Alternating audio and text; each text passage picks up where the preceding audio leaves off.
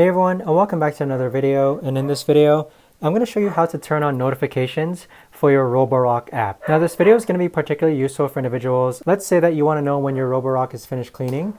How do you actually go ahead and know when it's done cleaning with notifications? Now this video is going to be short, sweet, and simple, guys. There's not going to be a lot of steps involved. Now the way to actually do this is first you're going to hop into your settings app. Next you want to scroll down to where it says notifications. From here you want to scroll all the way down to where it says Roborock. So it is listed in alphabetical order. So here we have Roborock, which is that red icon. And then you're going to see a toggle on and off button next to allow notifications. So if you toggle it off, you'll see that all the notifications disappear.